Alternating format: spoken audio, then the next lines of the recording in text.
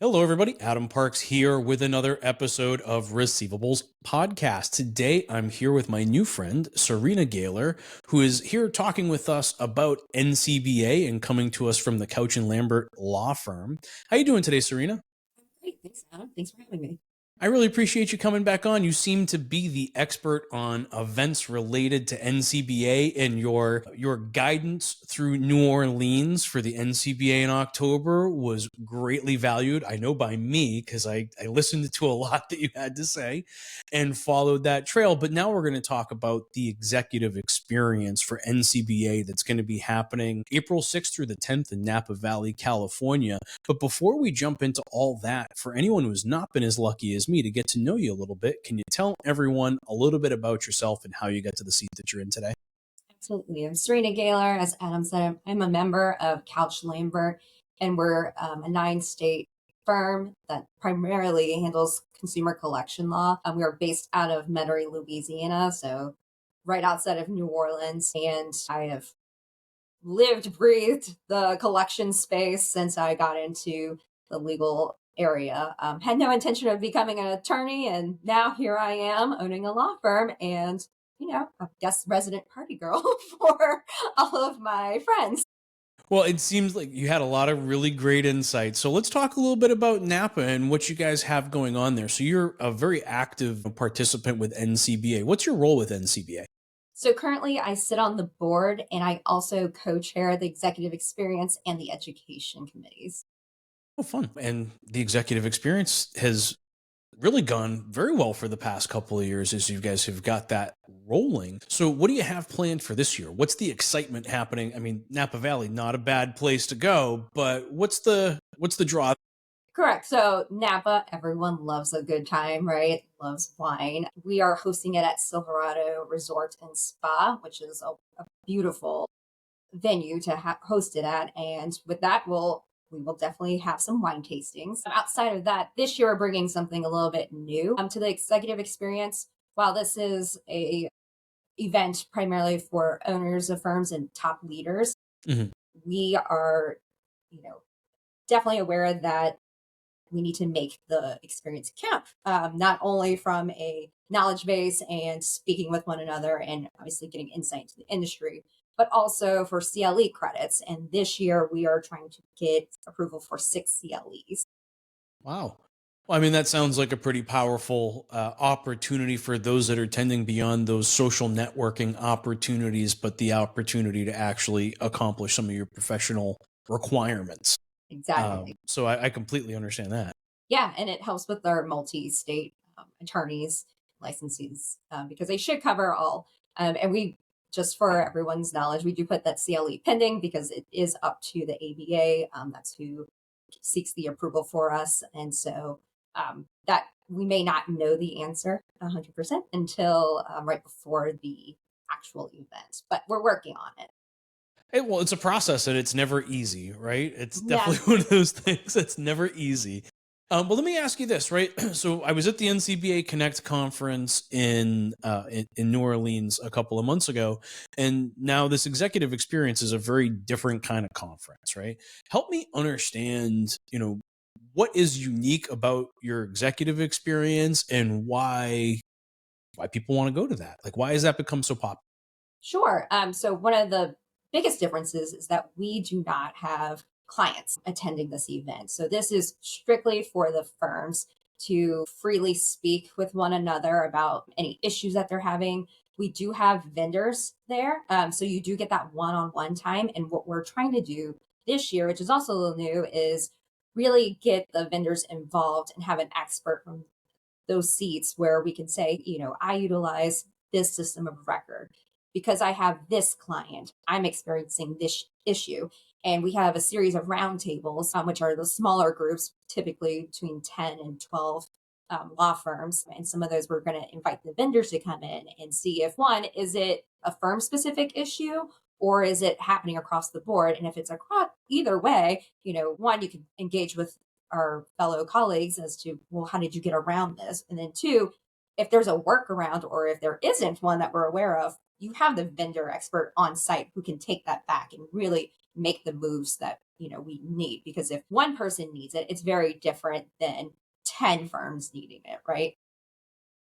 That's really interesting. I like that approach because it gives you an opportunity to provide engagement for those vendors. And so those are generally, let's be honest, that's how we fund these types of events and the capability of bringing everybody together. So having some of that interaction and engagement at that level, I really like the idea of the roundtables and bringing together these discussion groups to identify particular situations that are being faced. And it seems like the legal area of debt collection is something that this is really valuable for, because a lot of you are working for the same client, XYZ Bank, and you're working for them in different jurisdictions around the country. So your problems are probably a little bit more similar than maybe collection agencies or debt buyers may experience.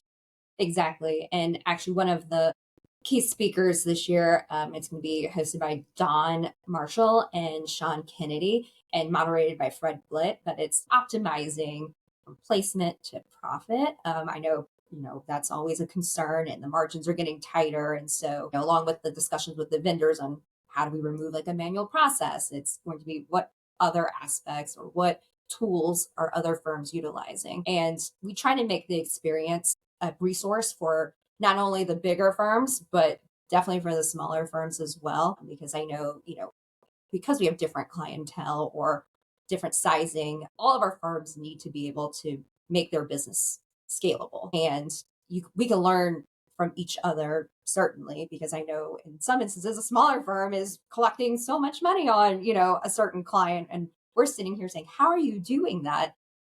But then we're over here, I don't know, filing 24,000 suits. And they're like, how are you doing that? And so, like I said, the roundtables, outside of the roundtables, there's tons of time to interact, aside from the wine tastings and the dinner receptions.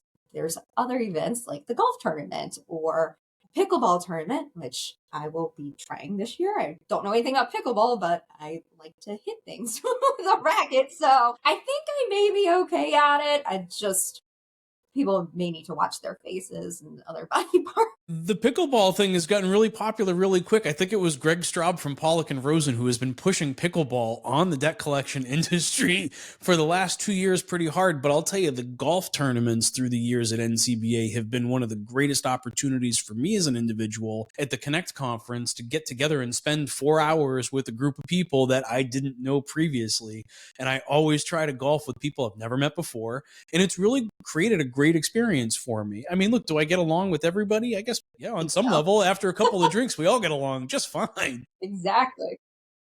Gary Barrett's going to kick it off with a shot of Fireball, and then the whole course just becomes so much easier. Yeah. And a lot of fun. Yeah. And believe it or not, a group of lawyers on a golf course can be a lot of fun. Exactly. I haven't played golf in so many years, but hey, I show up at an NCBA golf tournament and I pretend I'm Tiger Woods. So and there's no judgment. I love it because there's no judgment. I get to go out there. It doesn't matter if I'm a terrible golfer, by the way. Like, that is definitely not my sport. We should play together. I feel like that's what we're going to do at Connect this year. We're going to play together in San Antonio. I like it.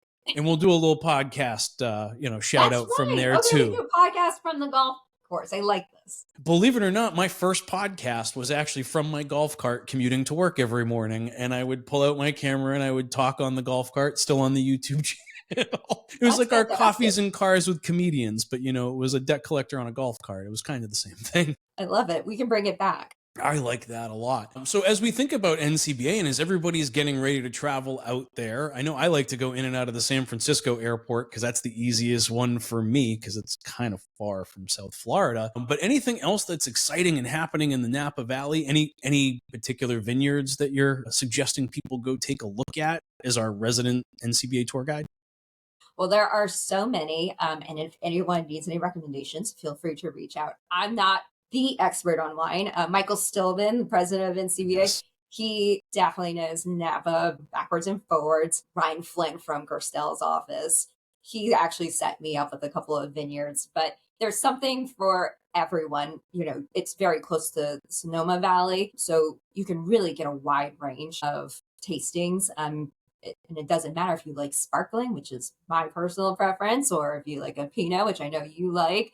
It's everything is available. And of course, like you said, it's so close to San Francisco. So I'm actually flying in and spending the afternoon in San Francisco before making it over to Napa.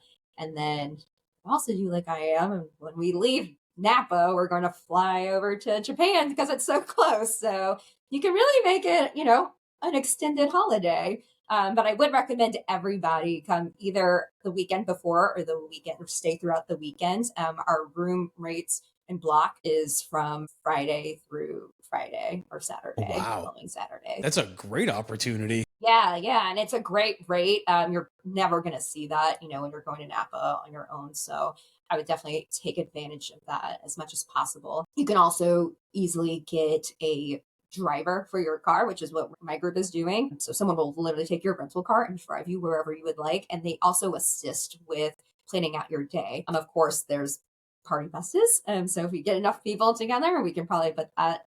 The wine train's also a pretty reasonable option. It is. The RMAI Executive Summit was up in Monterey. I think it was 2 years ago. So my wife and I went out to California after I took her on the wine train. It was a good experience. Personally, I love Domaine Carneros because their Pinot Noir is top notch. Famous Gate bottles are fantastic. But I'm always a big fan of going up there. I'm really sorry that I won't be able to make it there this year. We'll I'm miss off you the for road. sure.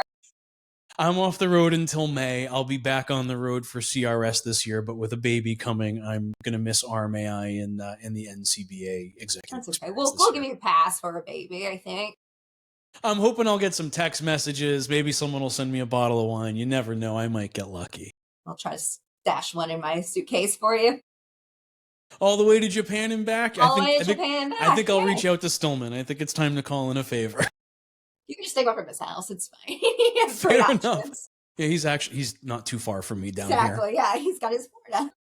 So funny. Well, I really do appreciate you coming on and again sharing your experience being our NCBA event tour guide. And I look forward to talking to you hopefully again as we start preparing for the NCBA Connect in San Antonio happening in October.